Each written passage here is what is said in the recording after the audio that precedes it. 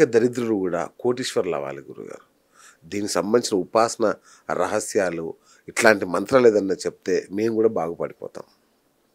మీకు ఉపాసన రహస్యం అంటే ఒకటేనండి.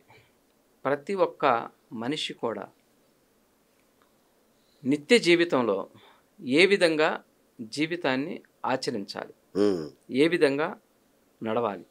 మన జాతకాన్ని ఒకసారి పరిశీలన చేస్తే చాలా దోషాలున్నవి, చాలా ప్రారంధపు కర్మలున్నవి, చాలా కష్టాలున్నవి, నష్టాలున్నవి. ఏదో కొంతమందికి మాత్రమే పూర్వజన్మ కర్మానుసారంగా ఐశ్వర్యంలో పుడుతున్నారు, వస్తున్నారు.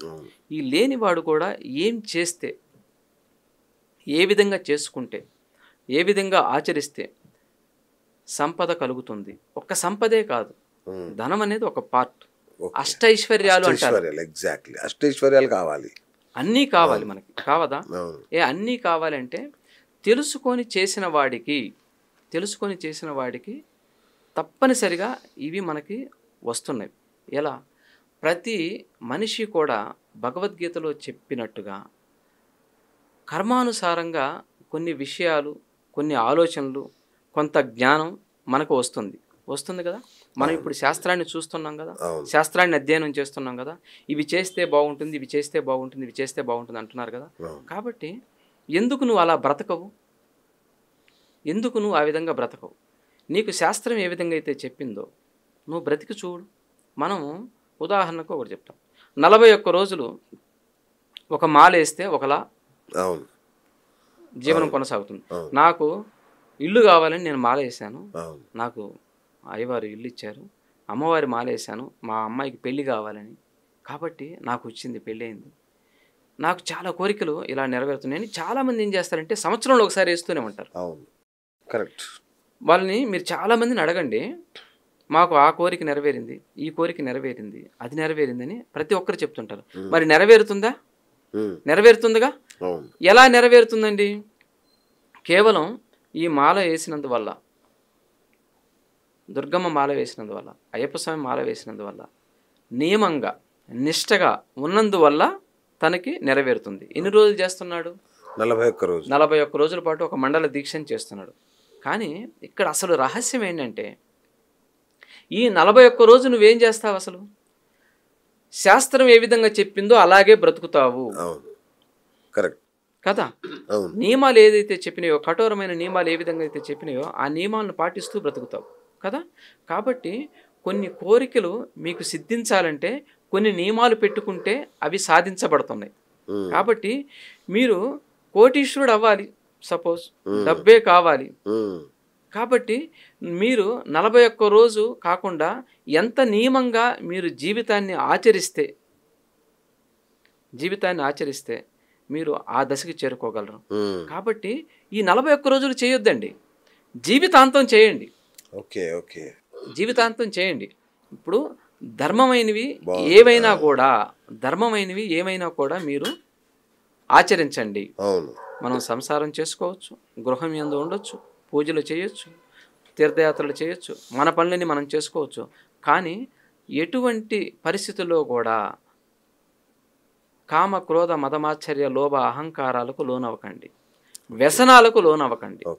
ఎప్పుడైతే మీరు చేసే కార్యక్రమాల్లో, మీరు ఆచరించే కార్యక్రమాల్లో వ్యసనాలు ఉంటాయో అప్పుడు మీకు కలిసి రాదండి. ఇది 100%. చాలామంది వ్యసనాల ద్వారా కలిసి రాకుండా పోతుంది. కాబట్టి నిష్ట చాలా అవసరం. కాబట్టి నిరంతరము నీవు ఒక మాల వేసినప్పుడు ఎంత నిష్టగా ఉంటున్నావో, దేవుడి దర్శనం కావచ్చు, నువ్వు ప్రతిరోజు చేసే నిత్య కర్మ కావచ్చు, ఇలాంటివన్నీ కూడా చాలా పవిత్రంగా చేస్తాడు. అలాంటి పవిత్రంగానే ప్రతినిత్యం ఉండు, ప్రతిరోజు ఉండు, ప్రతినిత్యం ఉండు. ఓకే. కాబట్టి ఇవి మీ కర్మనే మీరు ఆటోమేటిక్గా తిప్పి రాసుకుంటున్నారు ఇంత నియమంగా ఉంటే. కాబట్టి 41 రోజులు చేస్తేనే వచ్చినాయి అంటే జీవితాంతము కొన్ని సంవత్సరాలైనా సరే, ఒక 2 సంవత్సరాలు, 3 సంవత్సరాలు, 5 సంవత్సరాలు, కొన్ని సంవత్సరాలైనా సరే నియమంగా పెట్టుకొని కొన్ని చేస్తే కొన్ని మీకు సిద్ధిస్తున్నవి. అయితే మీకు ఏ దశల్లో ఇవి బాగా ఉపయోగపడతాయి జాతకంలో ఉంటుంది. ఒక్కోసారి భాగ్యాధిపతి దశ వచ్చింది, ఒక్కోసారి ధనాధిపతి దశ వచ్చింది. కాబట్టి ఈ దశలు కూడా మనం తెలుసుకోవటం ఇంపార్టెంట్. అవి యోగకారకమైన దశలు. మనకి ప్రకృతిలో చలికాలం ఎప్పుడు వస్తుంది, వర్షాకాలం ఎప్పుడు వస్తుంది, ఎండాకాలం ఎప్పుడు వస్తుంది, ఋతువులను బట్టి మనకు చెప్తున్నారు. అలాగే జాతకంలో కూడా మనకి ఇవి వర్తిస్తుంటాయి అన్నమాట. ఋతువులను బట్టి వర్తిస్తుంటాయి మనకి జాతకంలో కూడా. ఎందుకంటే పలానా సమయం మాత్రమే దక్షిణాయనం అంటాం పుణ్యకాలం, ఉత్తరాయణం అంటాం పుణ్యకాలం. విశేషమైన కాలాలకు కొన్ని శక్తులు ఉంటున్నాయి. అలాగే మన జాతకంలో కూడా లగ్నాధిపతి, భాగ్యాధిపతి, పంచమాధిపతి, లాభాధిపతి, ధనాధిపతి అనే వాళ్ళ యొక్క దశల్లో కూడా కొన్ని విశేషాలు ఉంటాయి. ఆ విశేషాలను బట్టి మీరు నియమాలు పాటించండి. సంపాదించకపోతే నన్ను అడగండి అప్పుడు. సూపర్ గురుగారు. మామూలుగా అంటే ఏ జ్యోతిష్యుని కించపరచడం నా ఉద్దేశం కాదు, ఏ జ్యోతిష్యుని బాధ పెట్టడం నా ఉద్దేశం కాదు. ఎందుకంటే జ్యోతిష్యులతోనే నేను పెరుగుతున్నా కాబట్టి. నాకు ఆ డౌట్ ఏంటంటే గురుగారు, కొందరేమో మంచి విషయాలు మాత్రమే చెప్తారు, కొందరు చెడు విషయాలు మాత్రమే చెప్తారు. నీకు ఇంకొక 15 రోజుల్లో మృత్యువు పొంచి ఉంది అంటాడు, కాబట్టి నువ్వు ఈ పరిహారం చేసుకో అంటాడు. ఇంకో 20 రోజుల్లో నీకు జైలు యోగం ఉంది, కాబట్టి నువ్వు ఇది చెయ్యి, ఇలా చెప్తుంటారు. కొందరేమో నాన్న నువ్వు జాగ్రత్తగా ఉండాలి, పలానా కాలంలో పలానా 10-15 రోజుల పాటు నువ్వు కొంచెం జాగ్రత్తగా ఉండాలి, ఆ తర్వాత అంతా బాగానే ఉంటుంది, ఇలా చెప్పుకుంటూ వస్తారు. అసలు జ్యోతిష్యం ద్వారా మనం ఏం తెలుసుకోవాలి, ఏం తెలుసుకోకూడదు, దేన్ని ఆచరించాలి, దేన్ని ఆచరించకూడదు? మీ ప్రశ్నలో మొదటిగా కొందరు చెడు విషయాలు ఎక్కువగా చెప్తుంటారు, కొందరు ఆ చెడు విషయాలను చెప్పరు. అవును.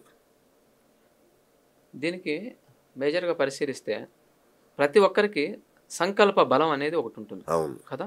నువ్వు బాగుంటావు, నువ్వు బాగానే ఉంటావు, నువ్వు చాలా సూపర్గా ఉంటావు అంటే మీకు ఎలా ఉంటుంది? హ్యాపీగా ఉంటుంది ఆటోమేటిక్గా. మీ జాతకాన్ని పరిశీలన చేసినప్పుడు కొన్ని కనిపిస్తాయి మాకు, ఈ దోషాలున్నవి, ఈ దోషాలున్నవి. మనం చూడగానే ఏమనుకుంటామంటే ఇవి చెప్తే ఇతను ఏ విధంగా రిసీవ్ చేసుకుంటాడు అనే విషయం మీద చాలామంది ఆలోచిస్తారు. ఆలోచించిందంటే చెప్పొచ్చా వద్దా అని చెప్తారు. కొంతమంది ఏంటంటే చెప్పేస్తుంటారు పర్టికులర్గా, ఇది బాగలేదు, అది బాగలేదు, ఇది చేసుకోకపోతే అది అయిపోతావు, ఇది అయిపోతావు అంటారు. కానీ ఏంటంటే మనిషిని భయపెట్టడం మాత్రమే మన లక్షణం కాదు. అతనికి సాత్వికంగా ఇలా చేసుకోండి, ముందు రెమెడీ ఇలా చేసుకోండి అని చెప్పగలగాలి, అంతే తప్ప భయపెట్టకూడదు మనిషిని. ఎందుకు భయపెట్టకూడదు అని చెప్తున్నానంటే మీలో ఉన్న శక్తే నాశనం అయిపోతూ ఉంటుంది. ఒకడు నాకేం తిరుగులేదు, బ్రహ్మాండంగా ఉంది అని వాడు జీవిస్తూ ఉంటాడు. వాడి మీద కొన్ని నీళ్లు చల్లేసామనుకోండి, నీ జాతకం వేస్ట్రా బాబు, అలా ఉంది ఇలా ఉందని అనుకో, వారు ఎప్పుడో వాడికి ఒక నెల క్రితమో 2 నెలల తర్వాతనో రావాలి, వాడికి ఇప్పుడే వచ్చేస్తుంది అది. అమ్మో నా జాతకం ఇది ఉందంట, అది ఉందంట అని భయపడిపోతాడు. ముందు భయానికి లోనైపోతాడు. లోనైపోతే ఏం చెప్తుంది మన శాస్త్రం? యద్భావం తద్భవతి అంటుంది. కాబట్టి ఇటు నుంచి అటు లింక్ అయిపోతుంది. కాబట్టి అతనికి ఏంటంటే మన దాకా వచ్చాడు, చూపించుకోగలిగాడు అంటే తనకి ఎంతో కొంత యోగం ఉంది. కానీ బాబు ముందు నువ్వేం చేస్తావంటే ఈ రెమెడీ చేయించుకో, ఈ నియమాలు నువ్వు పాటించు, నేను చెప్పిన నియమాలు పాటించాలి.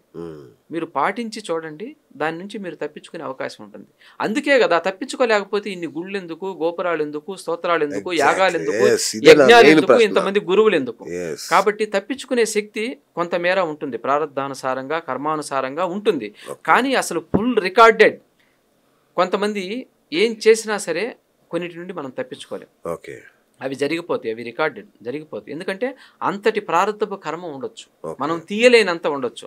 కానీ మనకి తీయగలిగేంత ఎంత ఉంది అనేది మనకు తెలియదు. కాబట్టి ఉన్నంతలో మనం చూపించుకొని చేపించుకున్నాం అనుకోండి, ఆ రెమెడీస్ అనేది బాగుంటుంది. కాబట్టి భయపెట్టడం ఉద్దేశం కాదు, జాగ్రత్తగా ఇది జరగబోద్ది, మీ జాతకంలో ఇటువంటి ఇబ్బంది ఉందని హెచ్చరిస్తారే తప్ప పూర్తిగా చెప్తే అది విరుద్ధంగా పనిచేస్తుంది. వాళ్ళు ఆ రోజు నుంచి మానసికంగా దిగుల్లోకి వెళ్ళిపోతారు.